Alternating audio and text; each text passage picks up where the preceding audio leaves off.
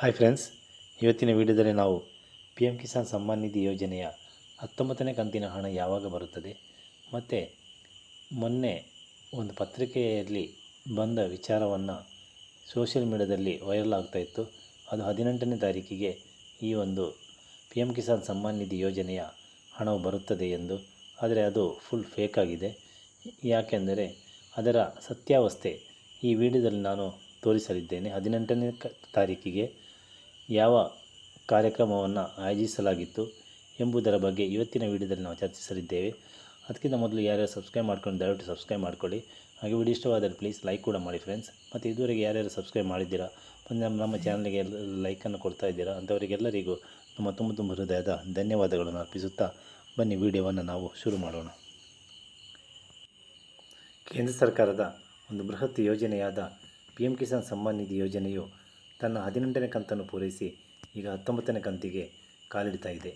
ಇಡೀ ದೇಶವೇ ಈ ಒಂದು 19ನೇ ಕಂತಿನ ಹಣಕ್ಕೆ ಕಾಯ್ತಾ ಇದೆ. ಆದರೆ ಮೊನ್ನೆ 18ನೇ ತಾರೀಕಿಗೆ ಅಂದರೆ ನಿನ್ನೆ 18ನೇ ತಾರೀಕಿಗೆ ಈ ಒಂದು ಪಿ ಎಮ್ ಕಿಸಾನ್ ಸಮ್ಮಾನ್ ನಿಧಿ ಯೋಜನೆಯ ಹಣವು ಕ್ರೆಡಿಟ್ ಆಗುತ್ತದೆ ಎಂದು ಕೆಲವು ಸೋಷಿಯಲ್ ಮೀಡಿಯಾದಲ್ಲಿ ತಿಳಿಸಿದ್ದರು. ಆದರೆ ಅದರ ಸತ್ಯಾವಸ್ಥೆ ಏನೆಂದರೆ ಈ 18ನೇ ತಾರೀಕಿಗೆ ಮೋದಿಜಿಯವರು ಒಂದು ಇವೆಂಟನ್ನು ಆಯೋಜಿಸಿದ್ದರು ಸತ್ಯ. ಅದು ಏನೆಂದರೆ ನಾರ್ತ್ ಸೈಡಲ್ಲಿ ಇನ್ನೂ ಕೂಡ ಕೆಲವು ಪ್ರಾಪರ್ಟಿಯ ಪಹಣಿಗಳು ಇನ್ನೂ ಕೂಡ ರೆಡಿಯಾಗಿಲ್ಲ, ಅಂದರೆ ಅವರಿಗೆ ಸಿಗ್ತಾ ಇರಲಿಲ್ಲ. ಈ ಒಂದು ಪಕ್ಕಾ ಪಹಣಿ ಇಲ್ಲದೆ ಇವರಿಗೆ ಯಾವುದೇ ಒಂದು ಸರ್ಕಾರಿ ಯೋಜನೆಯಾಗಲಿ ಬ್ಯಾಂಕ್ ಲೋನ್ ಆಗಲಿ ಇವರಿಗೆ ಮಾಡಲಿಕ್ಕೆ ಆಗ್ತಾ ಇರಲಿಲ್ಲ. ಅದಕ್ಕೆ ಬೇಕಾಗಿ ಸರ್ಕಾರ ಈಗ ಹೊಸ ಒಂದು ರೂಲ್ಸನ್ನು ತಂದಿದೆ. ಅಂದರೆ ಸ್ವಾಮಿತ್ವ ಪ್ರಾಪರ್ಟಿ ಯೋಜನೆ ಅಂತ ಒಂದು ತಂದಿದೆ. ಅದನ್ನು ಬಿಡುಗಡೆ ಮಾಡುವ ಒಂದು ಪ್ರಕ್ರಿಯೆಯನ್ನು ಒಂದು ಇವೆಂಟನ್ನು ಆಯೋಜಿಸಿ ಅಲ್ಲಿ ಸ್ವತಃ ಮೋದಿಜಿಯವರು ಈ ಒಂದು ಇವೆಂಟನ್ನು 18 ಜನವರಿ 2025ರಂದು 12 ಗಂಟೆಗೆ ಅದನ್ನು ಆಯೋಜಿಸಿದ್ದರು. ಅದು ವೆಬ್ಸೈಟಲ್ಲಿ ಬಂದಿದೆ. ಅದನ್ನು ತಪ್ಪು ತಿಳುವಳಿಕೆ ಮಾಡಿ ಈ ಪತ್ರಿಕೆಯವರು ಈ ಒಂದು ಸುದ್ದಿಯನ್ನು ಗಾಳಿ ಎಬ್ಬಿಸಿದರು. ಅಂದರೆ ಎಲ್ಲರ ಹತ್ರ ಇದನ್ನು ಸೋಷಿಯಲ್ ಮೀಡಿಯಾದಲ್ಲಿ ಇವರು ಪಬ್ಲಿಷ್ ಮಾಡಿದರು. ಇದೇ ಆದದ್ದು. ಆದರೆ ಪಿ ಎಮ್ ಕಿಸಾನ್ ಯೋಜನೆ ಅಲ್ಲದು, ಅದು ಬೇರೆಯೇ ಯೋಜನೆಯ ಒಂದು ಇವೆಂಟ್ ಆಗಿತ್ತು. ಆದ್ದರಿಂದ ಇದಕ್ಕೂ ಅದಕ್ಕೂ ಯಾವ ಸಂಬಂಧನೇ ಇಲ್ಲ. ಪಿ ಎಮ್ ಕಿಸಾನ್ ಸಮ್ಮಾನ್ ನಿಧಿಯ ಒಂದು ಪ್ರೋಗ್ರಾಮ್ ಅಲ್ಲ ಅದು ಮಿಸ್ಅಂಡರ್ಸ್ಟ್ಯಾಂಡಿಂಗಿಂದ ಇದನ್ನು ವೈರಲ್ ಮಾಡಿದ್ದು ಅಷ್ಟೇ. ಈ ಒಂದು ಯೋಜನೆಯನ್ನು ಉತ್ತರ ಪ್ರದೇಶ, ಒಡಿಸ್ಸಾ ಮತ್ತು ಜಮ್ಮು ಕಾಶ್ಮೀರ ಹೀಗೆ ಒಂದು 3-4 ಸ್ಟೇಟ್ಗಳಲ್ಲಿ ಮಾತ್ರ ಈ ಒಂದು ಯೋಜನೆಯನ್ನು ಈಗ ಬಿಡುಗಡೆ ಮಾಡಿದ್ದಾರೆ. ಅದರ ಬಗ್ಗೆ ಒಂದು ಇವೆಂಟ್ ಆಗಿತ್ತು. ಅದು ಮೋದಿಜಿಯವರು ಲೈವ್ ಆಗಿ ಅವರ ಹತ್ರ ಮಾತಾಡ್ತಾ ಇದ್ದರು. ಅದರ ಒಂದು ಇವೆಂಟ್ ಆಗಿತ್ತು ಇದು. ಅದು ಒಂದು ಒಳ್ಳೆಯ ಯೋಜನೆಯಾಗಿದೆ. ಅಂದರೆ ತುಂಬ ಸಮಯದಿಂದ ಒಂದು ಪ್ರಾಪರ್ಟಿಗೆ ಅಂದರೆ ನಮ್ಮ ಜಮೀನಿಗೆ ಯಾವುದೇ ಆಧಾರವಿರಲಿಲ್ಲ ಅಂದರೆ 100 ವರ್ಷವಾದರೂ ಕೆಲವರಿಗೆ ಸಿಕ್ಕಿಲ್ಲವಂತೆ. ಅಂಥವರಿಗೆ ಒಂದು ಸರ್ಕಾರದ ಕಡೆಯಿಂದ ಒಂದು ಮೀಡಿಯೇಟರ್ ಆಗಿ ಒಂದು ಪೇಪರನ್ನು ಕೊಡ್ತಾರೆ. ಅದೇ ಸ್ವಾಮಿತ್ವ ಯೋಜನೆ ಅಂತ. ಆ ಒಂದು ಪೇಪರ್ ಇದ್ದರೆ ನಿಮಗೆ ಸರ್ಕಾರದ ಎಲ್ಲ ಯೋಜನೆಗಳು ಮತ್ತು ಬ್ಯಾಂಕಿನ ಕಡೆಯಿಂದ ಬ್ಯಾಂಕ್ ಲೋನ್ ಇನ್ನಿತರ ಯಾವುದೇ ಕೆಲಸಗಳು ನಡೆಯುತ್ತವೆ. ಅದಕ್ಕೆ ಈ ಒಂದು ಪೇಪರ್ ಇದ್ದರೆ ಸಾಕು. ಆದ್ದರಿಂದ ಜನತೆ ತುಂಬ ಖುಷಿಯಲ್ಲಿದ್ದಾರೆ. ಆ ಒಂದು ಯೋಜನೆಯಾಗಿತ್ತು. ಆದರೆ ಪಿ ಎಮ್ ಕಿಸಾನಿಗೂ ಇದಕ್ಕೂ ಯಾವ ಸಂಬಂಧನೇ ಇಲ್ಲ. ಆದರೆ ತಪ್ಪು ಕಲ್ಪನೆ ಮಾಡಿ ಈ ಒಂದು ನ್ಯೂಸ್ ಮೊನ್ನೆ ಹಬ್ಬುತ್ತಾ ಇತ್ತು ಅಷ್ಟೇ.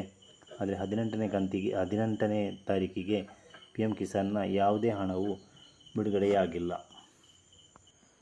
ಈ ಒಂದು ಪಿ ಎಮ್ ಕಿಸಾನ್ ಸಮ್ಮಾನ್ ನಿಧಿ ಯೋಜನೆಯ ಹಣವು ಬರೋದಕ್ಕಿಂತ ಮೊದಲು ಸ್ಟೇಟಸಲ್ಲಿ ತುಂಬ ಚೇಂಜಸ್ ಕಾಣಸಿಗುತ್ತದೆ ನಮಗೆ. ಅದು ಒಂದು ಸ್ಟೇಟಸನ್ನು ನಾವು ಚೆಕ್ ಮಾಡುವಾಗ ನೋ ಯುವರ್ ಸ್ಟೇಟಸ್ ಅಂತ ಇದನ್ನು ಚೆಕ್ ಮಾಡುವಾಗ ನಮಗೆ ಗೊತ್ತಾಗುತ್ತದೆ ಈ ಪಿ ಎಮ್ ಕಿಸಾನ್ ಸಮ್ಮಾನ್ ನಿಧಿಯ ಕಂತಿನ ಹಣ ಬರುವುದಕ್ಕಿಂತ ಮೊದಲು waiting for approval by state ಅಂತ ಒಂದು ಮೆಸೇಜ್ ಬರುತ್ತದೆ.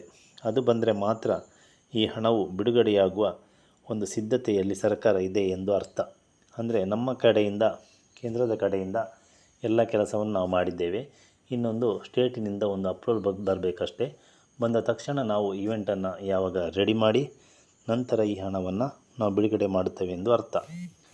ಆದ್ದರಿಂದ ಆ ಒಂದು ಮೆಸೇಜ್ ಬರಬೇಕು. ಬಂದರೆ ಮಾತ್ರ ನಿಮಗೆ ಈ ಹಣವು ಬರಲು ಸಾಧ್ಯ.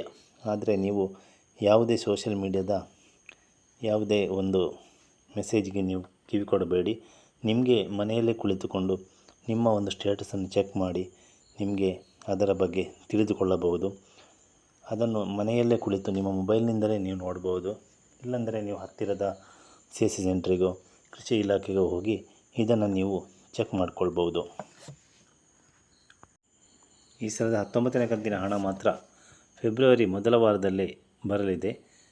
ಯಾಕೆಂದರೆ ಅದರ ಸ್ಟೇಟಸ್ ಬರುವಾಗ ನಮಗೆ ಜನವರಿ 31 ಆಗ್ಬೋದು. ಅಂದರೆ waiting for approval by state ಅಂತ ಒಂದು ಮೆಸೇಜ್ ಬರುತ್ತಲ್ವ, ಅದು ಜನವರಿ 31ರ ನಂತರವೇ ಬರ್ಬೋದು. ಯಾಕೆಂದರೆ ಜನವರಿ 31ರವರೆಗೆ ನಮಗೆ ಈ PM ಕಿಸಾನ್ ಕಾರ್ಡ್ನ ಒಂದು ಪ್ರಕ್ರಿಯೆಯನ್ನು ಮಾಡಲು ಸರ್ಕಾರ ಟೈಮ್ ಕೊಟ್ಟಿದೆ. ಆದ್ದರಿಂದ ಎಷ್ಟು ಜನ ಮಾಡ್ತಾರೋ ಅಂಥವರಿಗೆ ಮಾತ್ರ ಈ 19ನೇ ಕಂತಿನ ಹಣ ಬರಲು ಸಾಧ್ಯ.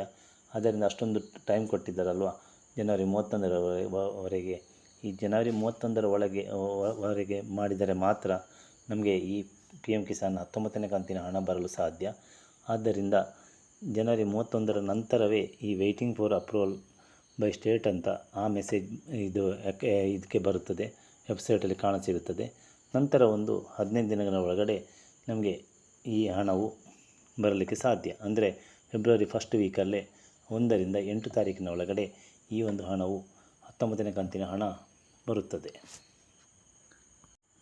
ಇನ್ನೂ ಕೂಡ ಯಾರ್ಯಾರು ಈ ಒಂದು ಕಿಸಾನ್ ಕಾರ್ಡನ್ನು ಮಾಡಿಲ್ಲವೋ ಅಂಥವರು ಆದಷ್ಟು ಬೇಗನೆ ನಿಮ್ಮ ಹತ್ತಿರದ CSC ಸೆಂಟ್ರಿಗೋ ಅಥವಾ ನೀವು ಮನೆಯಲ್ಲೇ ಕುಳಿತುಕೊಂಡು ಯಾವ ಥರ ಕಿಸಾನ್ ಕಾರ್ಡನ್ನು ನಾವು ಮಾಡಿಕೊಳ್ಳಬಹುದು ಎಂಬುದರ ಬಗ್ಗೆ ಇದರಲ್ಲಿ ವಿಡಿಯೋ ನಾವು ಮಾಡಿ ಹಾಕಿದ್ದೇವೆ. ಅದನ್ನು ಕೂಡ ವಾಚ್ ಮಾಡಿ ನೀವು ಮನೆಯಲ್ಲೇ ಈ ಒಂದು ಕಿಸಾನ್ ಕಾರ್ಡಿಗೆ ಅಪ್ಲೈಯನ್ನು ಮಾಡ್ಬೋದು. ಇಲ್ಲಾಂದರೆ ಹತ್ತಿರದ CSC ಸೆಂಟ್ರಿಗೆ ಹೋಗಿ ನೀವು ಕಿಸಾನ್ ಕಾರ್ಡ್ಗೆ ಅಪ್ಲಿಕೇಶನನ್ನು ಕೊಟ್ಟು ಕಿಸಾನ್ ಕಾರ್ಡನ್ನು ನೀವು ಪಡ್ಕೊಳ್ಬೋದು.